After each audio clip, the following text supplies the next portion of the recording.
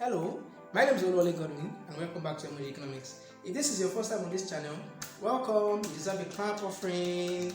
Alright, so that's good. I believe you are going to enjoy this channel a lot more than you can imagine. Alright, so today we'll be talking about the goods and the money market combined. And here we'll be talking about how to solve an ISLM model question. We've been talking about the goods and the money market before now, so this is the third class on the goods and money market, and this should be the seventh class on the ISLM model itself. So we talked about how to derive the IS curve, derive the LM curve, and on like that until we decided to talk about the goods and the money market combined. That was when we started bringing the IS and the LM curves together, trying to analyze them. What do they imply? When one shifts, what is the implication on the other one, and so on and so forth. So now we'll be talking about calculation questions. So enough of theories. Theories are basically meant to guide us that at the end of the day, when you solve a mathematical question, you kind of have an idea of what your answer should be, and that is what our previous classes have helped us to do so far so good. So if this is the first class you'll be seen on ISLM, or if this is the first class you'll be seen on MOG Economics generally, our classes are organized in playlists and they are chronological in nature for students to understand them very, very well. So we don't just jump classes, and our classes are not scattered. Okay, so what you just have to do right now is to pause this video. This is the very first video you are seeing. If you are not well grounded in ISLM model and all of that, pause this video and just type in punch in MOG Economics on YouTube or Google, and when the channel displays, go to click on subscribe. Basically, yeah, you subscribe, then the bell button appears afterwards. Click on it, and that is going to the bell is meant to create awareness, so it makes you aware of new classes when they are made available. Then you just have to go to the playlist section. You are going to see videos, channels, playlist, description, and all of that. So go to the playlist section, then click on the goods market, attend the class on the goods market, then open another playlist which is money and the money market, so attend the classes there. Then the third playlist that you have to attend, the third playlist that you have to check is the ISLM model playlist. So where this happens to be like the seventh video. So and if you think you are good enough with the goods market and the money markets, basically there are things that will be new for you then on those playlists, in those classes. There are things that will be, but if you think you are good and you want to just attend this class, okay, I would advise you to go through the ISLM classes. The preceding ISLM classes before this particular one. This should be the sixth or so. So that is how we organize classes on MOG Economics. We have the playlist, we arrange them chronologically, so you keep going from the basic one to the advanced class. And you won't even know when you get to the advanced class, because the way the classes are being arranged and the way explanations are made with graphs wouldn't even make you aware that a class is more difficult than the other. And you think I'm bluffing? Okay, or you think I'm exaggerating? Attend the classes yourself and see. And if you do not enjoy our videos, you don't have to subscribe. Just leave the channel and get away.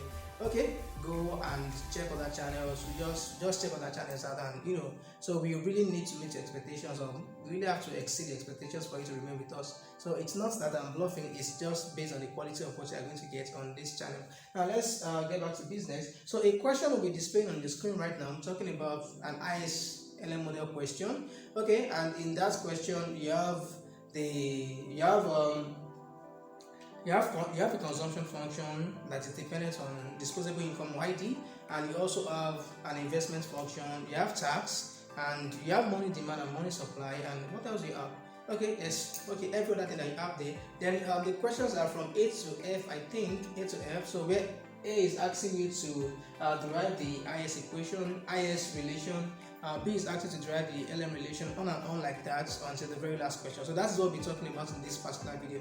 And I have an assignment. You guys have an assignment at the end of this video, so that's what I'm going to tell you what your assignment is. Okay, so wait for it.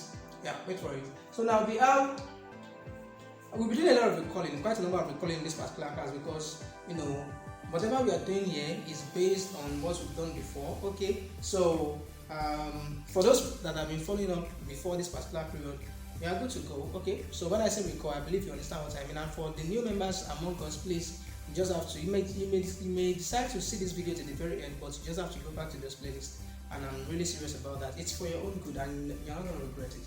Okay, so we have the first question is asking you to ask for an IS relation. So how do we get the IS relation? Okay, so what we just have to do basically is AE, annual expenditure, is equal to the consumption plus investment plus government spending in a closed economy. What we've been doing so far, ISLM model that we've been treating so far is in a closed economy. So A equals C plus I plus G, and we've been given a function, we've been given the C function, the consumption function, which is 200 plus 0.25 YG. YD, so that's disposable income, and the investment function happens to be 150 plus 0.25Y minus 1000I. Okay, and government spending is just 250. So what are we going to do? How do we derive the highest relation? Remember that highest relation is talking about the goods market. You don't know what the goods market is? Okay, so go back to those playlists. Now the goods market. So recall that YD equals Y minus T. That is disposable income equals Y minus T, and T is expressed as T if it is not a function of income. So the T here is lump sum, I think, and the T is lump sum here because the value of the value for T is just 250. So if it were 250y, 0.25y, 0. Whatever y, then that means T is not lump sum. Okay, that is T is dependent on income. Alright, so now let's continue. So we call that Y equals Y minus T. So what we just have to do is for the AE, we sum up everything, the consumption, investment, and the government spending, and the functions and their respective functions and values. So this is for consumption 200 plus 0.5 YD plus 150 plus 0.25 Y minus 1000I. That's for investment and 250. Okay, so we call that Y equals Y minus T. So AE equals 200 plus 0.25. So YD now becomes Y minus 200. The value of tax in the question is 200. Y minus 200 close bracket plus 150, which when the investment function starts from 150 plus 0.5Y and 1000Y plus 250. So AE is now 200 plus this multiplied by this 0.5Y. This multiplied by this gives us minus 50 plus 150 plus 0.25Y minus 1000I plus 250. Okay, so AE thus becomes 200 minus 50 is 150. 150 plus 150 is 300. And 300 plus 250 is 550 plus 0.25y plus 0.5y, that's 0.5y, then minus 1000i. So that's what we have left. Now at equilibrium, I was talking about this in one of the previous classes, that it is only at equilibrium that your y, which is your national output or your real output, equals to which is where your potential output equals to your actual output, and where you say where the output in the value of the output in the economy equals to the aggregate expenditure on those output, and we assume that the stock of inventory is 0. Okay, and there is no inventory. So if you don't understand what I mean, see more reason why you have to attend the classes we've had before. It is because of it that we are doing all of those, and you're really gonna enjoy them, I'm telling you. Okay, so now at equilibrium y equals AE, so AE here becomes y, so y equals, it was AE here, but since at equilibrium y equals AE, so we can just say y equals everything that we have here. So we collect like terms. So 0.5y comes to this other side to meet y. So this is it was plus here, so it becomes a minus. So minus y minus 0.5y equals 550 minus 1000i. So y minus 0.5y is 0.5y equals 550 minus 1000i. We divide all through by 0.5 because what we are looking for is basically y. So when we divide through, this becomes y minus 550 divided by 0.5 is 1100. 1000 divided by 0.5 is 2000. So you have y equals 1100 minus 2000i. Now what you have here is the highest relation. Okay, so that's what you call the highest relation. So that it's not difficult. It's just trying to tell you that make y the subject of the formula when you are talking about the goods market. So that's basically what it means. Okay, so y equals 1100 minus 2000i, and the y that you are getting there is the equilibrium y. Equilibrium y, because you've already made everything that you're talking about here is at equilibrium. Okay, so for you to have equated y to AE simply means you are not just looking for a type of y, you are looking for a particular y. Okay, not just any y, you are looking for a particular y, so which is the equilibrium output, or some other textbooks call it equilibrium real output. Okay, so that's what we call the highest relation basically. So it's not difficult. Now, how do we get the LM relation? How do we get the LM relation? To get the LM relation, remember that LM is talking about the money market, where money demand equals money supply. So here we have the real money demand function. To get the LM relation, the real money demand function must be equal to the real money supply function. So real money demand equals real money supply. We've been given the values of, we've been given a function for real money demand in the question, as well as real money supply. So this has to be equal to this to obtain the LM relation, and the real money demand function was given as 2y minus 8000i. Okay, 2y minus 8000i equals, then the real money supply from the question is 1600. So just equate them and try and make I the subject of the equation. Alright, so 2y minus this, so we are left with minus 8000i equals 1600. This is just 2y. So 2y comes to this other side, becomes minus 2y. Okay, then we divide through by 8000. Well, we divide it by minus 8,000 actually, because what we are looking for is I. So minus 8,000 cancels minus 8,000, we are left with I equals 1,600 divided by minus 6,000. So that will give you minus 0.2. Punch this thing on your calculator, please, in case there is any error. Then minus 2y divided by minus 8,000, so minus 2 cancels minus, and you are left with plus 0.0025y. So what you have here is what we call the LM relation. So what's the big deal in this? Okay, so that's LM relation. So I think the theoretical aspect of ISLM is even more difficult to understand than the mathematical aspect of it. But let's see if that is true. Now, C says that you should look for the equilibrium output. C says that we should look for the equilibrium output. So what do we have to do to get that? We just have to substitute the LM relation in the IS relation. So that's it. Substitute the LM relation in the IS relation, or substitute the IS relation in the LM relation. So whatever way you want to go about it. So now I've decided to substitute the LM relation in the IS relation. So what is the IS relation? IS relation is simply this: y equals 1,100 minus 2,000i. Okay, so now remember that interest rate is the subject of this particular equation. So what I just have to do is to bring in what interest rate represents, or what represents interest rates in this particular place. So instead of I replace I with minus 0.2 plus 0.0025y, so which is exactly what I've done here.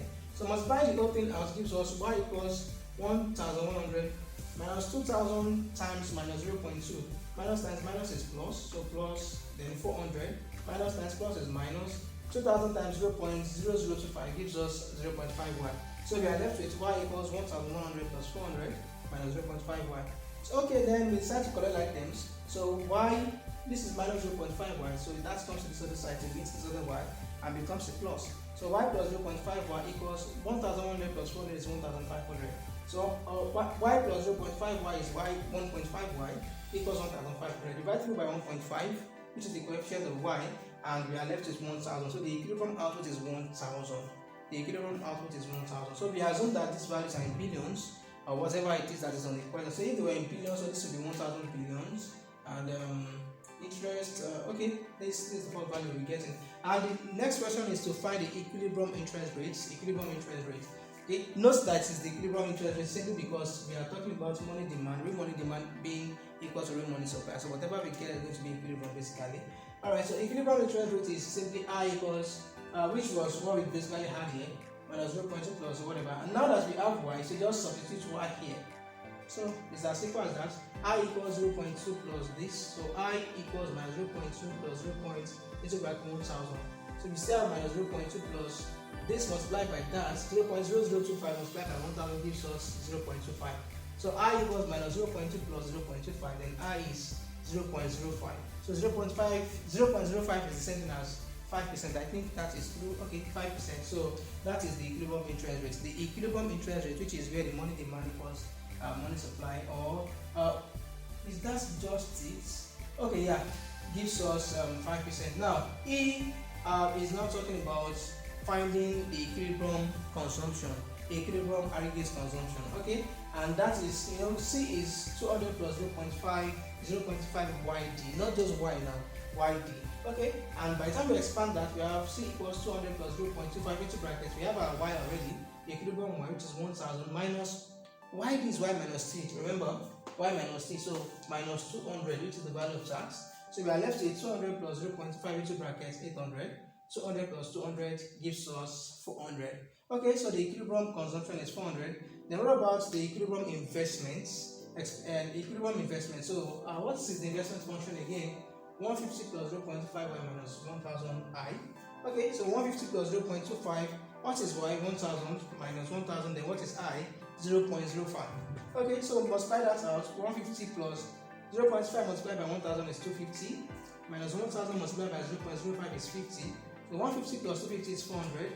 Yeah, 400 minus 50 is 350. So equilibrium investment is 350 billion. Okay, or whatever units the question is in. Alright, so I want us to make a comparison, because based on national income, consumption expenditure should be the largest. Okay, in any country, consumption expenditure is the largest, and we've mentioned that when we're talking about national income. Okay, there's a place on national income. I think it contains like up to 10, 14 videos on national income. So because our classes are arranged in such a way that it doesn't matter what your level is, whether you're in 100 level, 200, 300, 400, whatever semester you are in your respective schools, once you just sit down with a playlist, you are likely to understand about 80% of whatever it is you are required to understand between your 100 level and your 400 level. Okay, or between your first year and your final year. So that is the way that's the way we arrange the classes. So just keep enjoying yourself. Okay, so now let us make a comparison. What is the value of C? The value of C at the end of the day is 400, and the value of I is 350, and the value of G, because G was given in the question, happens to be 250. So we are theoretically correct because our consumption is the largest here. Consumption is larger than investment, and investment is larger than government spending. So that's how it's supposed to be. So if you solve any question on the ISLM model and I happens to be greater than C or G happens to be greater than C, you are not correct. Or if the economy were open and your net exports were greater than C, that is also not correct. C must be the highest, the largest component of the aggregates of national income when you are using the aggregate expenditure approach, or when you are using the expenditure approach. So now, what is your assignment? Now, your assignment is going to be the last two questions there. Okay, the very first question says that assume money supply increases to 10840. What was it here?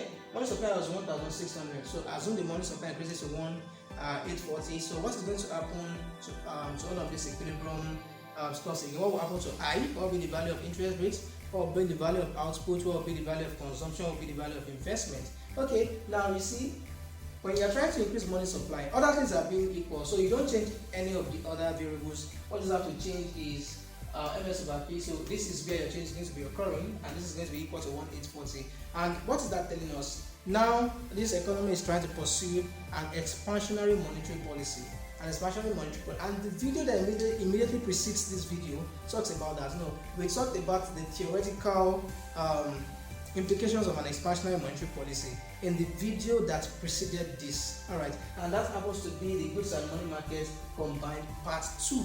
Okay, so in that video we talked about what the effect of an expansionary monetary policy is on the equilibrium in the goods and money market combined. We also talked about the effect of an expansionary fiscal policy, and there is a difference the two makes. Okay, basically there's a difference the two make on the equilibrium at the end of the day. No, they are both expansionary, right? So you expect output to increase. Since they are expansionary, you expect output to increase. We expect consumption to increase and all of that. But there is something particular about investment, which I really want you guys to find out. So what you're going to do for me now is, you do the assignment. If you don't understand it, if you don't know what to do about it, go back to the video that immediately preceded this, which is the goods and the money market combined part 2. And you see, you have to go back to the playlist. The name of the playlist is ISLM model. ISLM model.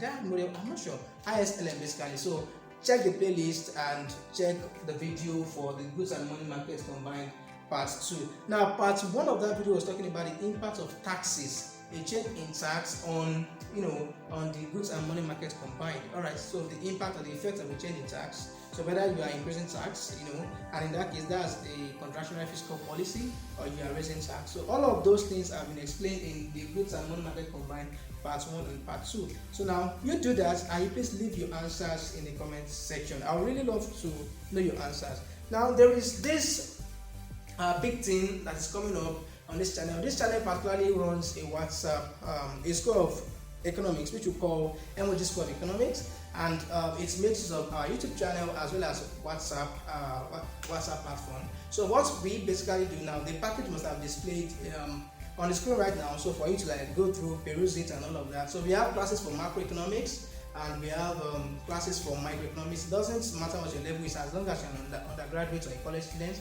And we are also having classes on econometrics. So the packages are right in front of you, and you have to pick one. Now I'm going to leave a WhatsApp link in the description of this particular video, which you click. If you are interested in any of the classes, you can see that they are paid classes, so you have to pay for them. And we've made sure that the money is not that much, so that people don't feel left out and all of that, because their financial capability is not that high. Alright, so the monthly payment isn't that high, and you are going to enjoy as much as possible on the platform. So we run the stuff with our YouTube channel, interactions and all of that occur on the WhatsApp on our WhatsApp School of Economics groups. Okay, so you join any class that you want, whether macroeconomics, whether micro, whether economics, and whether it's 2 or 3 of them at the same time, and the monthly payments make up you basically pay monthly. We have tests 3 to 4 times a week. You guys, some of you might have gone online to attend courses, to take courses and all of that, and at the end of the day, people don't really finish their courses, whether you pay for them or you do not pay for them. People don't really get to finish their courses online. So our platform is going to help you to finish your course or make it more difficult for you to not to finish your course, simply because now it is going to be interactive. If you take a course online, it's just you and a computer, it's just you and whatever academy it is that you're taking the classes from, and you can easily stop halfway, but when you are on the platform, brainstormings every now and then, tests every now and then, monthly exams and all of that, you are likely not to get tired. And there are cash prizes at the end of each month for our best 3 students. So I believe all of those things are already displaying on your screen right now. So what you just have to do is, if you are interested, click on the WhatsApp link, okay, and that will direct you to us on WhatsApp. Okay, directly, so it does that for you. So what you just have to do is just click on that WhatsApp link and introduce yourself with your name, your school, and whatever class it is that you want to join. So see you there. In our next class, I think this should be the last class on ISLM. Unless there is something that requires us to do more, this should be the last class on ISLM. Yeah, basically, especially for a closed economy. Okay, especially for a closed economy. So after this particular point, we'll be moving to other classes. Okay, see you then. Make sure you click on that subscribe button if you're a newcomer. A bell button that appears afterwards, click on that bell button. That notifies you. That does 2 things for us. The first thing it does for you is to make you aware that new classes are available, which you might be pretty much interested in since you're an economics student. And the second thing is it helps us to increase our YouTube community. So right now, I think the value there, our number of subscribers there is 724. Yeah, before I started recording this video, 724. So people are doing well, people are responding, and we want that number to keep increasing. Please don't keep this channel to yourself. Tell your friends, tell your colleagues, tell your enemies. Basically, I think if your enemies are, if you give your enemies work to do, they won't have time for you, right? Okay, so that's what about that. I'll see you next time. I'd love to see you around again.